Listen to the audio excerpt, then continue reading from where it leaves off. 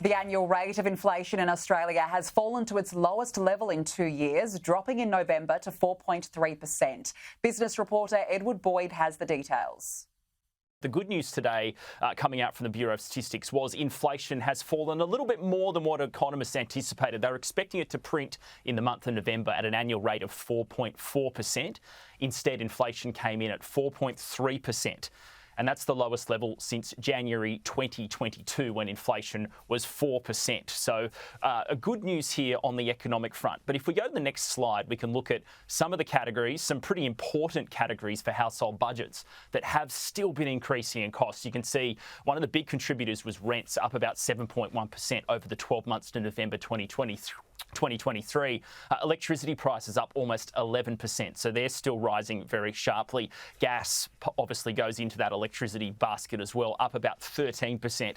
Petrol, though, was up significantly earlier towards the middle of 2023 and is coming down, but still up 2% when compared to November the year before.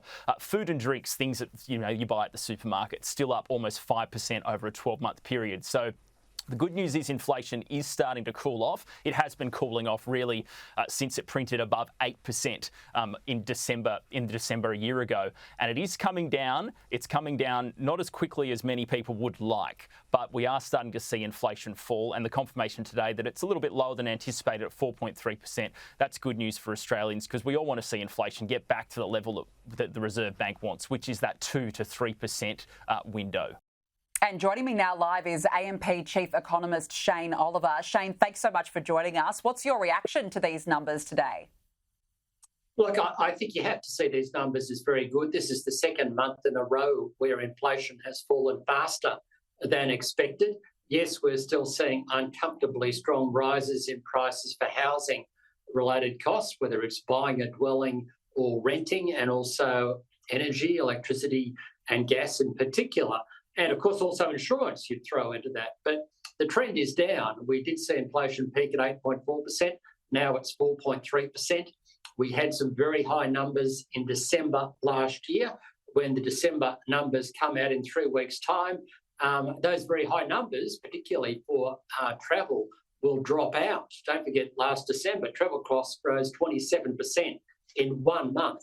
So that's going to drop out, and the likelihood is that when we get the next update for December, we'll see inflation in the threes, possibly as low as 3.3%. So I think things are clearly going in the right direction here. The Reserve Bank has become too negative, too pessimistic on inflation, and the likelihood is that they won't need to raise interest rates again. So if the trend is then heading in the right direction, as you say, do you think that interest rates have peaked based on these inflation numbers? Well, I thought they'd peaked prior to this, but these numbers confirm that. Yes, there's still a risk there that they will move, but I think the RBA's own inflation forecasts are now looking a little bit too pessimistic, and the likelihood is that this clears the way, or helps clear the way, for rate cuts through this year, probably starting as early as June. Even the underlying measures of inflation are coming down. The so-called trim mean fell. If you exclude volatile items, it fell. Clothing prices are down on a year ago. Household equipment prices are down on a year ago. So we are seeing some pretty good readings in here.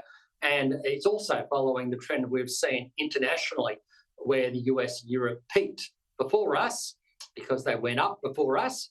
And we're following them down. So good news, and I think it does mean rates have peaked.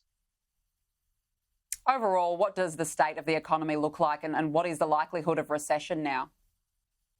Well, the clear good news is that inflation is falling. That's been the big problem for the last couple of years. And ultimately, that will mean lower interest rates, not immediately, but a few months, 6 months down the track, we will start to see lower interest rates. I guess the downside, though, is that it's hard to believe that after such a massive rise in interest rates, there won't be some economic fallout. Part of the reason inflation is falling is because demand is slowing. People are hanging out for the discounts because they don't have the spending power they once had.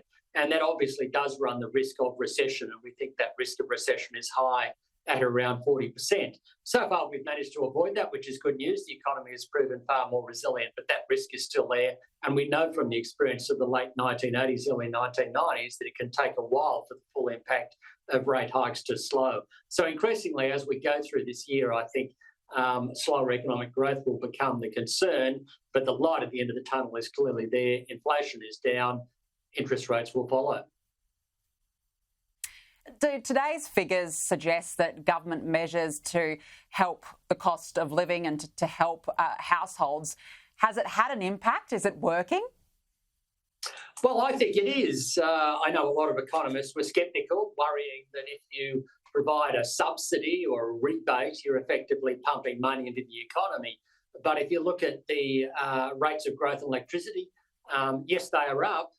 10.7%, I think, was the number, but that would have been 20% were it not for those rebates or those subsidies. Likewise for rents, similar story there. So the government has been able to take the edge off these very high inflation numbers to some degree, and so that, I think, has helped.